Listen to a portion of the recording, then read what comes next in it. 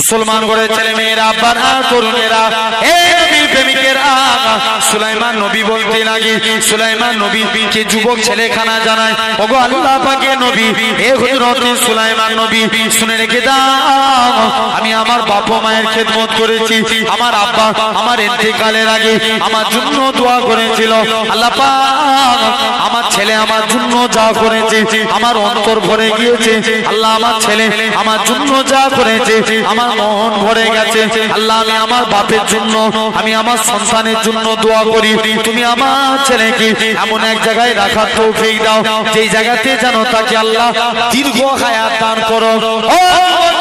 এরকম ভাবে যুবক ছেলেখানা বলে, ওগো আল্লাহ পাকের নবী, হে হযরত সুলাইমান নবী, আমি আমার মায়েরও খেদমত করেছি, আমার মা ইন্তেকালের আগে আমার জন্য দোয়া করেছিল, আল্লাহ পাক আমার ছেলে আমার জন্য যা করেছে আমার দিল ভরে গেছে, আমি মা হয়ে আমার সন্তানের জন্য দোয়া করি, আল্লাহ আমি তুমি আমার ছেলেকে এমন এক জায়গায় ইবাদত করার তৌফিক দিবে যেই জায়গাতে যেন জিন শয়তান কেউ প্রবেশ না করতে পারে। নবী সুলাইমান বলে, বাবা যুবক তুমি কেমন করে গেলে? এ নবী সুলাইমান, আমি একদিন নৌকায় করে সমুদ্রের উপর দিয়ে যাচ্ছিলাম, হঠাৎ করে দেখি এই গম্বুজটা পানির উপরে ভাসছে, আমার কি মন গেল, আমি নৌকায় থেকে গম্বুজের ভিতরে চলে গেলাম, গম্বুজখানা পানির নিচে চলে গেল, আমি তখন থেকে পানির নিচে ছিলাম, সেটা হলো ইব্রাহিম নবীর জামানা। সুলাইমান নবী বলে, বাবা যুবক তুমি পানির নিচে কি খাবার খেতে? যুবকখানা জবাব দেয়, এ নবী সুলাইমান শুনে রেখে দেন, আমার কাছে একটা পাখি আসতো, লাল রঙের থালা নিয়ে আসতো, যখনই আমি জিভ দিয়ে বুলিয়ে দিতাম আমার আল্লাহ পাক আমার শরীরে ক্ষুধাটাকে নিবারণ করিয়ে দিতে। আপনারা যেই জায়গায় বসে আছেন এই জায়গাতে স্বয়ং রাসূলুল্লাহ বসেছিল, আমি যেই জায়গায় বসে আছি এই জায়গাতে স্বয়ং রাসূলুল্লাহ বসেছিল, আপনারা যেখানে বসে আছেন সাহাবা হুজুরা বসেছিল, আমি যেখানে বসে আছি সাহাবা হুজুরা বসেছিল, আপনারা যেখানে বসে আছেন তাবেঈরা বসেছিল। খবর নিয়ে দেখেন হযরত উসমান হারুনি ওয়াজ করেছিল, খাজা গরিবের নামাজ হুজুর আমার ওয়াজ শুনেছে, আল্লাহর ওলি হয়ে গেছে, খাজা হুজুর ওয়াজ করেছে, কুতুবউদ্দিন বখতিয়ার কাকি ওয়াজ শুনেছে, আল্লাহর ওলি হয়ে গেছে, এদিকে কলকাতার মানিকতলায় শুয়ে আছে রাসূলের নামা সুফি ফাতে আলী ওয়াইসি হুজুর আমার ওয়াজ করেছে, আপনার আমার পীর মুর্শিদ মুজাদ্দিদুজ্জামান দাদা হুজুর ওয়াজ শুনেছে, আল্লাহর ওলি হয়ে গেছে, দাদা হুজুর ওয়াজ করেছে, পাঁচ হুজুর ওয়াজ শুনেছে, আল্লাহর ওলি হয়ে গেছে, বসিরাতে আল্লামা হুজুর আল্লাহর ওলি হয়ে গেছে, পিন্নগর জমিনে আমার নানা আল্লাহর ওলি হয়ে কবরে চলে গেছে। তাহলে ইনারা মেন জিনিস ওয়াজকে বুঝে আমল করেছে, সেই মোতাবেক আমি আপনিও যদি করতে পারি, খুব একদম র‍্যাপ্ট অ্যাটেনশন গভীর মনোযোগ দিয়ে ওয়াজকে শুনে, আমাদের দুনিয়ার জিন্দেগি কত বছরে, হ্যাঁ কত মাত্র 35 বছরের জিন্দেগি। যদি বলেন কেন, আসেন যারা আগে মারা যায় ইন্তেকাল হয়ে যায় এদের ব্যাপার আলাদা। একটা মানুষ এই যে বাচ্চাগুলো বসে আছে বলেন 15 বছরের নিচে এরা দুনিয়ার কিছু বুঝে? যারা 15 বছরের নিচে এরা দুনিয়া এত কিছু বুঝে না। একটা মানুষের দুনিয়ার জিন্দেগি শুরু হয় সে দুনিয়া সম্পর্কে ভালো করে বুঝতে শিখে 15 বছরের পর থেকে। কত বছর পর থেকে? 15 বছর। যেই দেখবেন 50 পার হয়ে যায়, এখানে যারা 50 পার হওয়া বাবগুলো বসে আছে জিজ্ঞেস করে দেখেন এদের আর দুনিয়া অত ভালো লাগে না, ভাবে বাদ বাকি যে কটা দিন আছি মসজিদে যাই, নামাজ পড়ি, নামাজ কালাম করে কাটিয়ে দিই। ভুল বলছি না ঠিক বলছি? কোন দিক থেকে? কত বছরের পর থেকে? কথা বলো না। 50-এর পর থেকে, হাফ সেঞ্চুরি করার পর থেকে। তাহলে এই 15 বাদ দেন, 50 পর্যন্ত থাকে 35। এই 35 বছর জিন্দেগির জন্য আমরা মারামারি, কাটাকাটি, হানাহানি, এর পয়সা মেরে দিয়া, তার দুঃখ দিয়া, যত রকম এই 35 বছর জিন্দেগির জন্য শুরু হয়ে যায়। তথাপিও আল্লাহর দিকে ফিরে আসেন, আল্লাহ কবুল করে নেবেন। কারণ মরণ থেকে আমি আপনাদের কাছে কিছু আমল বলে যাব। আমরা কবরে আযাব থেকে বাঁচতে চাই, রাজি আছি? কারা কারা হাত তুলে দেখান তো দেখি। তাকবীর দাও, নারে তাকবীর। এটা ভাঙরের আওয়াজ, জোর করে দেন নারে তাকবীর। আলহামদুলিল্লাহ। এই যে কবরে আযাব থেকে বাঁচতে গেলে রাসূল বলছে 4টে আমল করা লাগবে। কটা আমল? 4টে। আর 4টে গুনাহার কাজকে বর্জন করতে হবে। টোটাল কটা? 8টা। 4টে আমল করতে হবে আর 4টে অন্যায় কাজকে বর্জন করা লাগবে। 1 নাম্বার, আসেন আমি তার আগে জাস্ট কিছু কথা বলে নিই। এই মরণ থেকে আমরা হাজারো চেষ্টা করলেও বাঁচব না। আজরাইল বান্দার রূহ বার করে নিয়ে চলে যাবে। কি নেককার বলেন কি বদকার বলেন, প্রতিটা বান্দার রূহ বেরিয়ে যাবে। দেখতে পাওয়া যাবে যারা ইমানদার হবে তাদের রূহটাকে সোনার পালকে করে সম্মান করতে করতে সাতবক আসমান, সেখান থেকে জান্নাতি করবে। জোরে বলবে না? আর যারা বদকার হবে এদের রূহ দুর্গন্ধ বাইর হতে থাকবে। এত দুর্গন্ধ বাইর হবে। আচ্ছা বলুন দেখিনি, আপনি এই মনে করেন ঘটক মালঞ্চ যে রোডটা, মানে এটা কি কলকাতা মালঞ্চ তাই তো নাকি? না কি রোড বলে এটাই? বাসন্তী রোড, কলকাতা বাসন্তী হাইওয়ে, বাসন্তী হাইওয়ে। আচ্ছা মনে করেন এই রাস্তার মাঝখানে একটা কুকুর মরে অ্যাক্সিডেন্ট হয়েছে। ওই জায়গাটা দিয়ে যখন আপনি পার হবেন ওখানটা দিয়ে গন্ধ উঠবে না? উঠবে না? নাক চেপে আমরা যাব, ভুল না ঠিক? তাহলে দেখেন দুনিয়ার একটুখানি গন্ধ আমরা ওই জায়গায় নাক টিপে যাই, তাও সহ্য করতে পারে না, অনেকে বমি করে ফেলে। কিন্তু এই দিকটা এসে বসুক না, এখন ওই দিকে চোখ পিছাতে হবে না, জেনে রেখে দেন। এরকম ভাবে দেখতে পাওয়া যায়। আমরা অনেকে আবার এমনও করি নাক টিপে চলে যাই। রাসূল বলছে যারা বেঈমান হবে তাদের রূহ দিয়ে দুর্গন্ধ বাইর হতে থাকবে। এত দুর্গন্ধ বাইর হবে রূহটাকে টানাটানি করে সাতবক আসমান, সেখান থেকে জাহান্নামী করা হবে। আল্লাহ রাসূল বলছেন এরপরে যারা ঈমানদার হবে আল্লাহ রাসূল বলছেন বান্দাকে গোসল দেয়া হয়। আমরা দেখবেন খুব স্লো ভাবে গোসল দিই। গোসল দিয়ে বান্দা নালে বলতে লাগে আমার আত্মীয় স্বজনেরা তোমরা আমাকে এরকম ভাবে টিপে টিপে ঘষো না, কারণ এই মাত্র আজরাইল ফেরেশতা আমার জান কবজ করেছে, আমার গোটা শরীর চাচিয়ে গেছে। বলুন দেখিনি দুনিয়ায় আপনার হাত ভেঙে গেছে, কষ্ট কম হয় না বেশি হয়? বেশি হয় না? আপনার চোখে রড ঢুকে গেছে, খুব ভালো করে বুঝবে, চোখে একটা রড ঢুকে গেছে, আপনি বেঁচে আছেন, কষ্ট কম না বেশি? অনেক কষ্ট। জেনে রাখেন দুনিয়ার কষ্ট থেকে 70 গুণ বেশি কষ্ট হলো মরণের কষ্ট।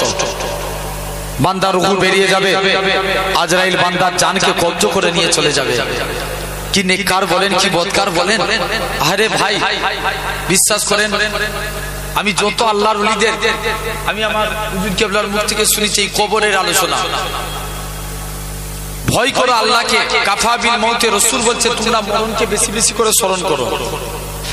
আজকে বাস্তবকে লক্ষ্য করে দেখেন, আমরা পুরোপুরি ভেবে নিয়েছি আমরা দুনিয়াতে চিরজীবন বাঁচবো। এটা মৌখিক বলতেই বলে দিই, মরণকে আগেকার যুগের মানুষ তবে অনেক মরণকে স্মরণ করে অনেক ভালো কাজ করত। এখন সে ভালো কাজ হয়? মানুষ ভেবে নিয়েছে আমি বেঁচে যাব। জেনে রেখে দেন এরকম ভাবে আল্লাহ রাসূল বলছেন এরপরে বান্দার লাশকে গোসল দিয়ে জানাজার ময়দান ওখান থেকে কবরে নিয়ে যাবে। নেককার কি বদকার বলেন, প্রতিটা বান্দা বান্দি কাফন জড়িয়ে আপনার কবরে নিয়ে চলে যাওয়া হবে। দেখবেন বান্দা যারা নেকির কাজ করবে এদের তো কোনো বেলা নাই।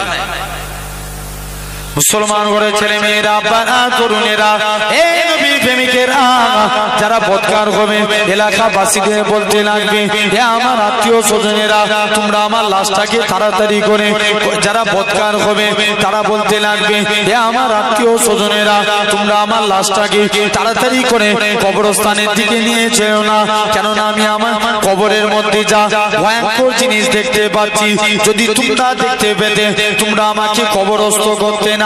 হে নওজোয়ান যুবকেরা, যারা ইমানদার হবে তারা এলাকাবাসীদের বলতে লাগবে, হে আমার আত্মীয় স্বজনেরা, তোমরা আমার লাশটাকে তাড়াতাড়ি করে কবরস্থানের দিকে নিয়ে চলো, কেননা আমি আমার কবরের মধ্যে আল্লাহর দয়ার জান্নাত দেখতে পাই।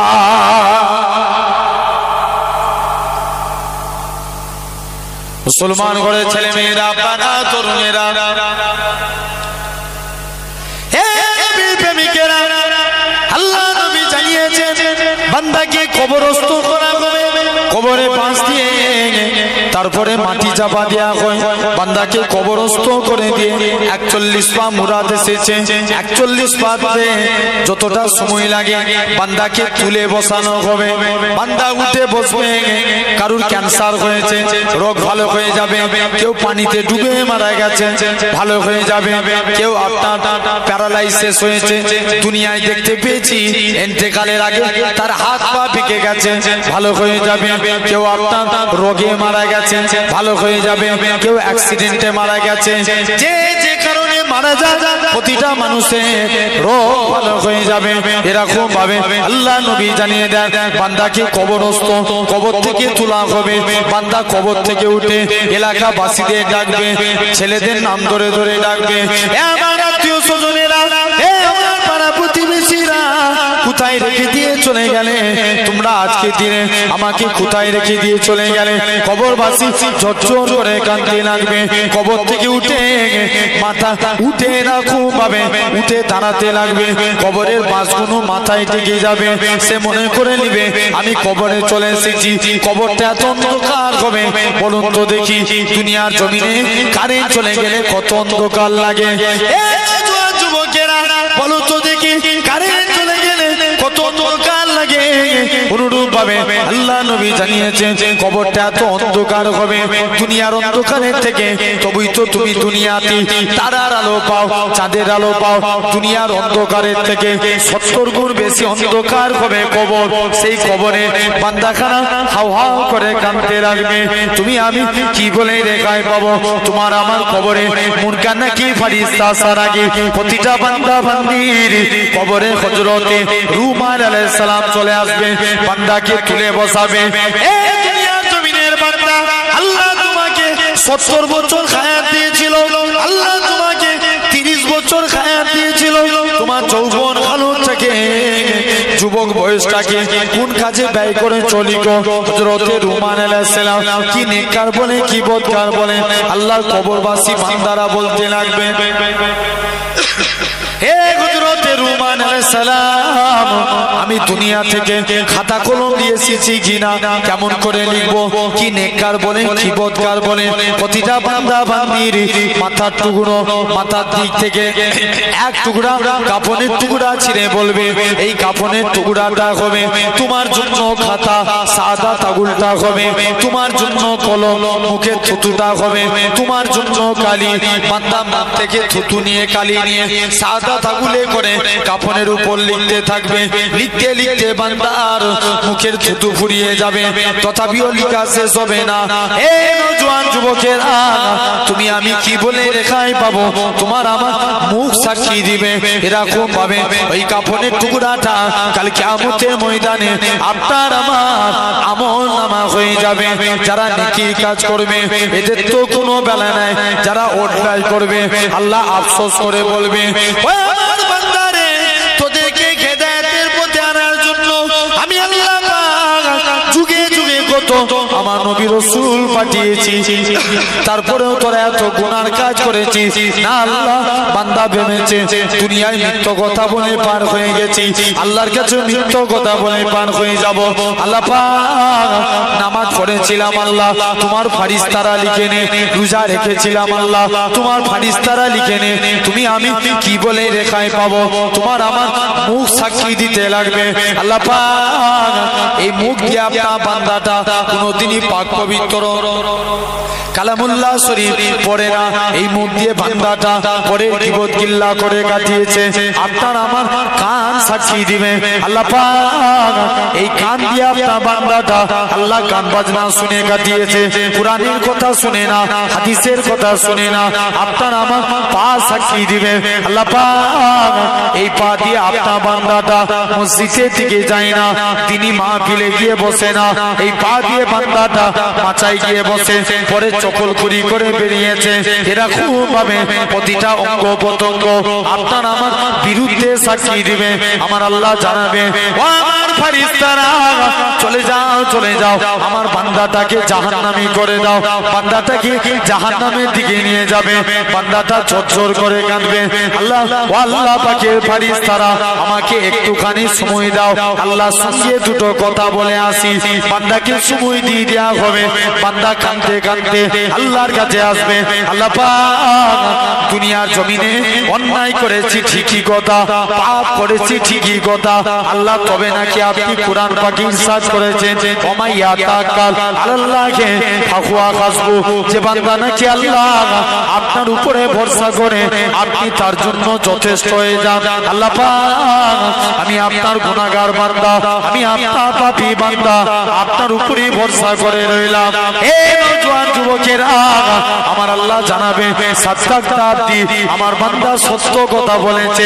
ওই আমার বান্দা রে চলে যা, চলে যা, আমি আল্লাহ তোর জীবনের পাখার পাখার গুনাহটাকে ক্ষমা করে দিয়ে আমি আল্লাহ তোকে আমার রহমতে দয়ার জান্নাত দিয়ে দিলাম। আরো জোরে হয় না? কি দিবে? জান্নাত দিবে। আল্লাহ বলছে যা, আমি আল্লাহ তোকে জান্নাত দিয়ে দিলাম। বান্দা এরপরে আবার কাঁদতে লাগলো।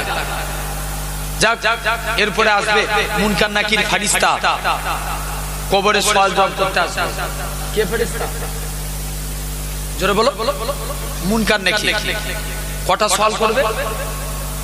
তিনটা। একটা হাদিসে বলা হচ্ছে কবরে নবীকে হাজির করানো হবে। 6টা হাদিসে বলছে কবরে নবীকে না হাজির করানো হবে, যে নেতা চিনতে পারবে তার কবরে না যাবে। আমাদের নবী চিনার দরকার আছে না? আচ্ছা, দাড়ি রাখলি মুসলমান? কথা বলো। টুপি মাথায় দিলি মুসলমান? দেখবেন এখন দাড়ি রাখা এখন ফ্যাশন হয়ে গেছে। ভুল বলছি না ঠিক বলছি? এখন দেখবেন খবর নিয়ে দেখো, সব বড় বড় ক্রিকেটাররা, বড় বড় সেলিব্রিটিরা সব দাড়ি রাখে। তাহলে দাড়ি রাখার নাম মুসলমান না, টুপি মাথায় দিলে মুসলমান না। দেখবেন আমাদের এই রাজ্যে রমজান মাসে ঘটে, দেখবেন অনেক মানুষ আছে, অনেক নেতারা আছে, দেখবেন মাথায় টুপি দিয়ে ঘুরে। ভুল বলছি না ঠিক বলছি? তাহলে টুপি মাথায় দিলেই কি না মুসলমান না? জেনে রেখে যান। 3 নাম্বার, কুরআন পড়লে মুসলমান। কুরআন বাংলায় ব্যাখ্যা করেছিল গিরিশ চন্দ্র বাবু। তিনি যদি কুরআন না পড়ে বাংলায় ব্যাখ্যা করবে কি করে? তাহলে কুরআন পড়লেই মুসলমান না। মুসলমান হতে গেলে আগে রাসূলের উপর ঈমান আনতে হবে। কি হাদিস পাকে এসেছে, বুনিয়াল ইসলাম আলা খামসিন, ইসলাম 5টি স্তম্ভের উপর দাঁড়িয়ে আছে। ফার্স্ট শাহাদাতু আল্লাহ ইলাহা ইল্লাল্লাহ, আগে কথার প্রতি সাক্ষ্য দাও আল্লাহ ছাড়া কোনো উপাস্য নাই, আল্লাহ ছাড়া কোনো মাবুদ নাই। ওয়া আন্না মুহাম্মাদান আবদুহু ওয়া রাসূলুহু, মুহাম্মদ সাল্লাল্লাহু আলাইহি ওয়াসাল্লাম হলেন আল্লাহর প্রেরিত রাসূল ও বান্দা। জোরে বলে। এই খুঁটি না দিলে প্যান্ডেল দাঁড়াতে।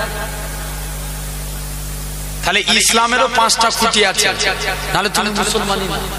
এই 5টা খুঁটি কি?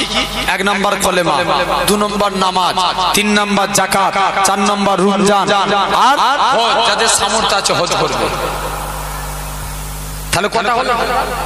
পাঁচটা, ইসলামের পাঁচটা স্তম্ভ। তো যাক, আমার ওদিকে আলোচনা নয়।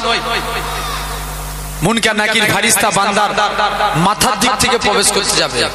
তুমি আমি যদি দুনিয়ার জমিনে নামাজ পড়ে যাই, আব্বাগুলো শুনছো তো, যদি নামাজ পড়ে যাই, আল্লাহ নামাজের আমলের জবানকে খুলে দিবে।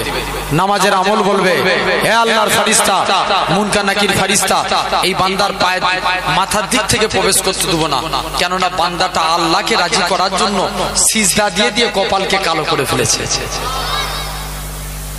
নিরুপায় হয়ে ডান সাইড দিয়ে আসবে। কোন সাইড? মানে কবরের, আপনার কবরের ডান দিক দিয়ে ঢুকতে যাবে। আপনার আমার রোজার আমলের জবানকে খুলে দিবে। কিসের আমল? রোজার। এবছর রমজান মাসে হাইয়েস্ট তাপমাত্রা 46 ডিগ্রি গেছে। কত? 46 ডিগ্রি। তাম পৃথিবীকে সূর্যের তাপমাত্রা হারিয়ে দিচ্ছে। কিন্তু আল্লাহর যারা প্রকৃত রোজাদার বান্দা, তাদের কাছে সূর্য হেরে গেছে। জোরে বলে, ভুল বললাম না ঠিক বললাম? এই এত ডিগ্রি সেলসিয়াস, এরপরেও বলেন তো, যারা কন্টিনিউয়াসলি রোজা রাখে, এরা রোজা ত্যাগ করেছে? রোজা রেখেই গেছে। তো জেনে রেখে দেন, এই রোজার আমলের জবানকে আল্লাহ খুলে দিবে। রোজার আমল বলবে আল্লাহর ফারিস্তা, মুনকার নাকির ফারিস্তা, এই বান্দার পায়ের দিক থেকে ডান সাইড দিয়ে প্রবেশ করতে দেবো না, কেননা বান্দাটা আল্লাহকে রাজি করার জন্য রোজা রেখে রেখে পেট আর পিঠ সমান করে দিয়েছে। জোরে বলবে না? নিরুপায় হয়ে, কারণ ডান দিক দিয়েও যেতে পারবে না, তখন কোন দিক দিয়ে আসবে? কোন দিক? বাম দিক। বাম দিক দিয়ে আসতে যাবে। আপনার আমার জাকাতের আমলের জবানকে খুলে দিবে। গোটা কোরআন তন্ন তন্ন করে দেখে, আল্লাহ যত জায়গায় নামাজের কথা বলেছে, তত জায়গায় জাকাতের কথা। নামাজের কথা কত জায়গায় বলেছে? 82 জায়গায়। আর জাকাতের কথাও আল্লাহ 82 জায়গায় বলছে, ওয়াতুজ যাকাত, বান্দা তোরা জাকাত দে। আর এই জাকাত দান সদকা যারা করবে, বাম সাইড দিয়ে যখন প্রবেশ করতে যাবে, আল্লাহ জাকাতের দান সদকার আমলের জবানকে খুলে দিবে। হে আল্লাহর ফারিস্তা, মুনকার নাকির ফারিস্তা, এই বান্দার বাম সাইড দিয়েও প্রবেশ করতে দেব না, কেননা বান্দাটা আল্লাহকে রাজি করার জন্য জাকাত দিয়ে কাটিয়েছে। জোরে বলে, নিরুপায় হয়ে পায়ের দিক থেকে আসবে। মাথার দিক দিয়ে আসতে পারলো নি, ডান দিক দিয়ে আসতে পারলো নি, বাম দিক দিয়ে আসতে পারলো নি, তখন কোন দিক দিয়ে যাবে? পা দিক থেকে। তুমি আমি যদি বাপ মায়ের খেদমত করি, বাপ মায়ের খেদমতের আমল বলে দিবে আল্লাহর ফারিস্তা, মুনকার নাকির ফারিস্তা, এই বান্দার পায়ের দিক থেকেও প্রবেশ করতে দেবো না, কেননা বান্দাটা আল্লাহকে রাজি করার জন্য বাপ মায়ের খেদমত করেছে। জোরে বলবে না?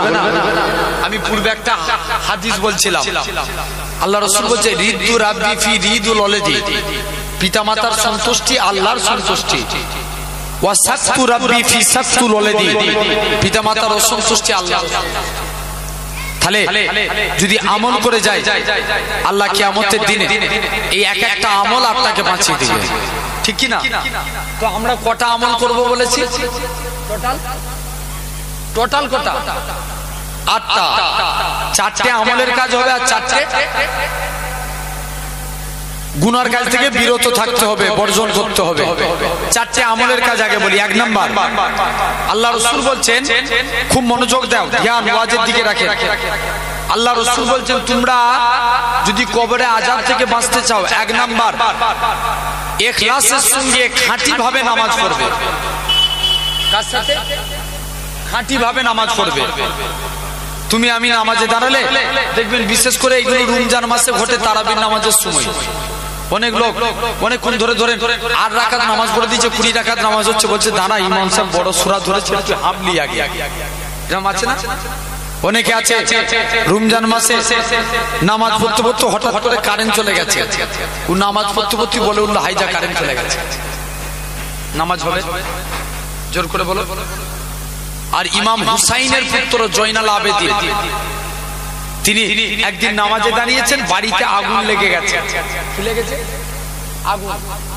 আল্লাহর দিকে চেয়ে বলো, যদি আমরা যদি এরকম হয়, আমাদের বাড়িতে আগুন লাগে, আগে নামাজ না পড়বে না, আগে আগুন নিভাবে? আগে আগুন নিভাবে। আর জয়নাল আবেদিন বলছে তাকে সবাই মিলে ডাকছে, সে ঘরের ভিতরে আল্লাহকে সিজদা দিয়েই যাচ্ছে, সবাই মিলে ডাকছে।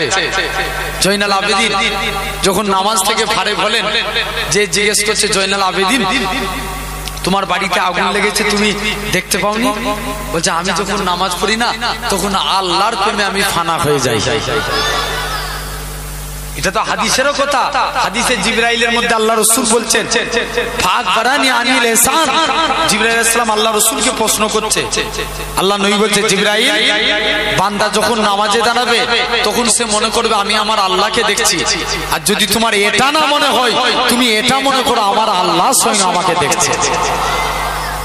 মনে করেন কারুর আন্ডারে আপনারা কাজ করছেন, খুব ভালো তারে ওয়াজ শুধু শুনবো না বুঝবো। বুঝলে আবু বকর, কারণ রাসূলুল্লাহর মুখ থেকে ওয়াজ শুনেছিল আবু জেহেল, কোনো লাভ হয়েছিল? দেখেন কাফেরদের খেয়ে দিয়ে কাজ খুঁজে পাই না, আবার কাফেরদের নেতা হতে গেছে।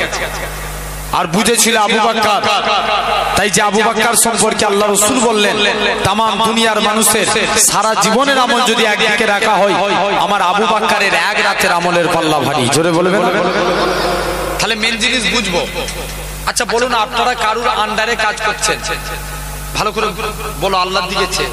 হঠাৎ করে আপনি যে মালিকের আন্ডারে কাজ করেন, আপনার মালিক আপনার চোখের সামনে এসে হাজির, তখন মনে হবে না যে আমি আমার মালিকটাকে খুশি করার জন্য একটু ভালো করে কাজ করি, মনোযোগ দিয়ে কাজ করি?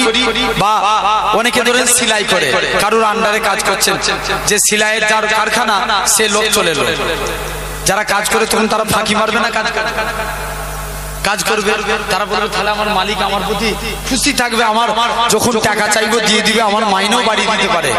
তো অনুরূপ আমরা যখন নামাজ পড়বো আমরাও মনে করব আমাদের নামাজটা আমাদের মালিক দেখছে। জোরে বলে আল্লাহ খুশি হয়ে যাবে তোমার উপরে।